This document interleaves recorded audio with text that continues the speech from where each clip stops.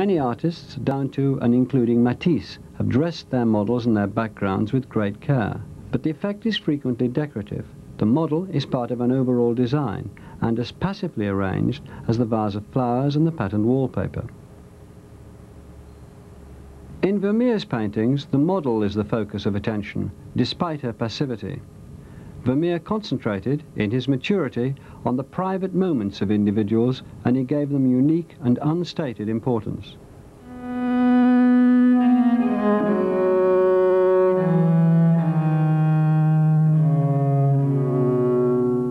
And now good morrow to our waking souls, which watch not one another out of fear.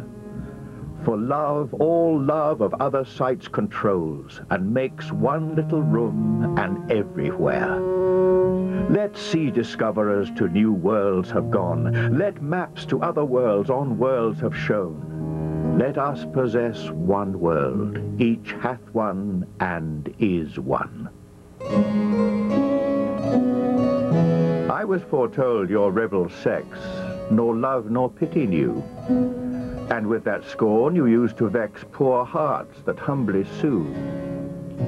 Yet I believed, to crown our pain, could we the fortress win, the happy lover sure should gain a paradise within.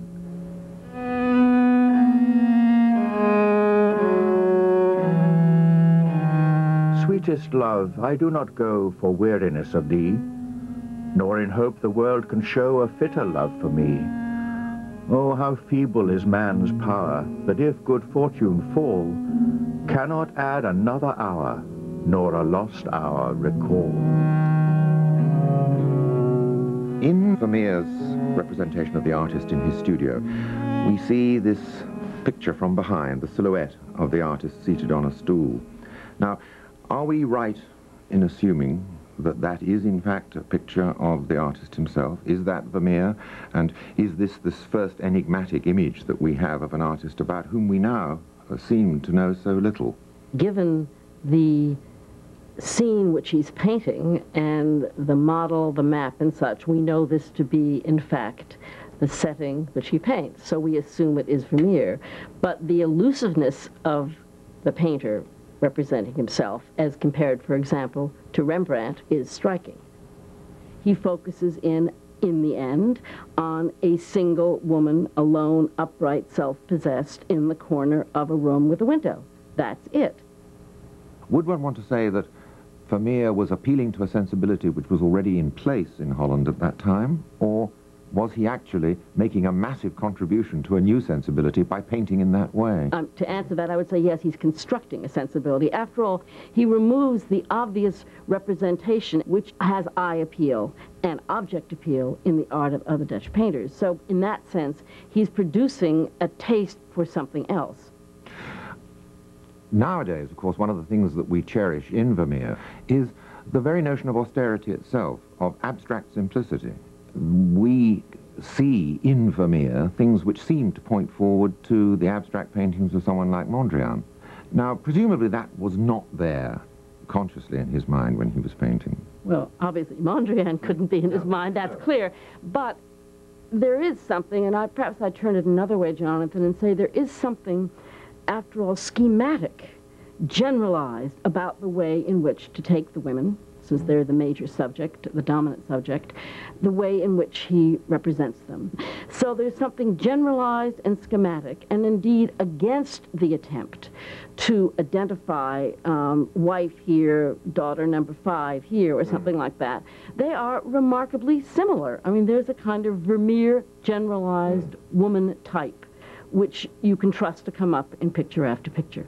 I mean, the great difference twixt Vermeer and Mondrian, aside from the difference in when they painted and the worlds around them, is that Vermeer holds on to the human figure. Everything is an actual object. It is an actual table, an actual window, an actual picture on the wall, and the wall itself is real.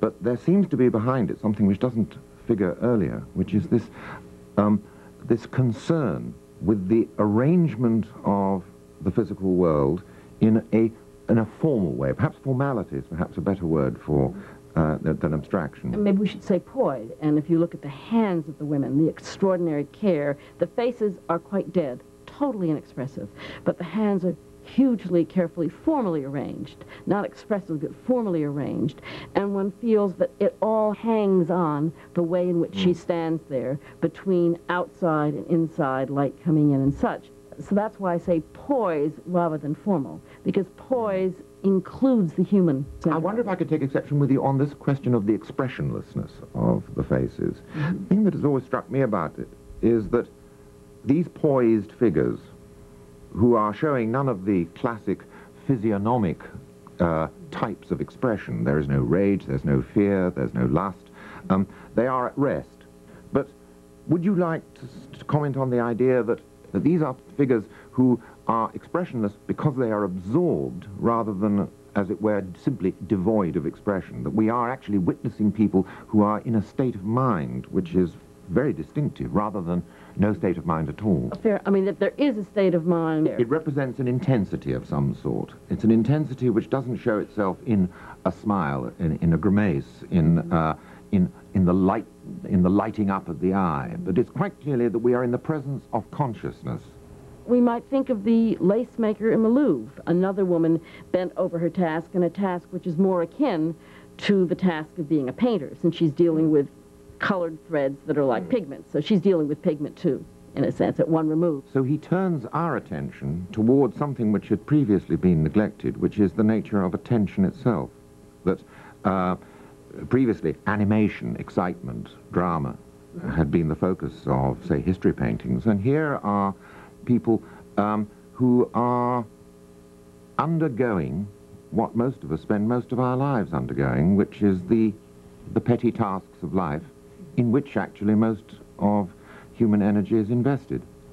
So in fact it is not simply in the picture called The Art of Painting that we are seeing painting represented, that in seeing a lady carefully pouring milk and accurately pouring it, in a lady making lace, that we are actually seeing the psychological prerequisites of being a painter, so that it's almost a mirror casting back an image of the necessary mental state required for painting. That's absolutely true.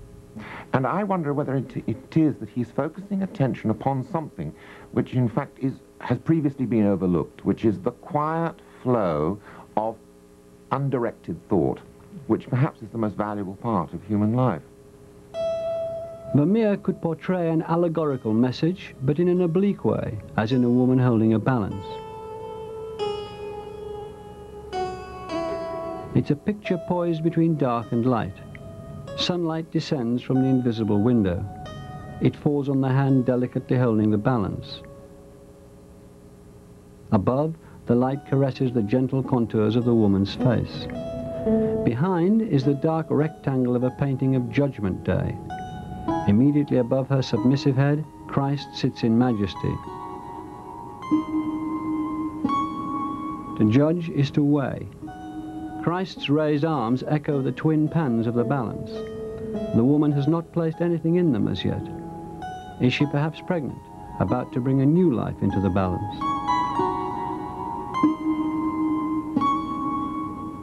Vermeer was able to give the mundane, domestic interiors of his pictures a significance which was suggested rather than made specific. When he painted a directly allegorical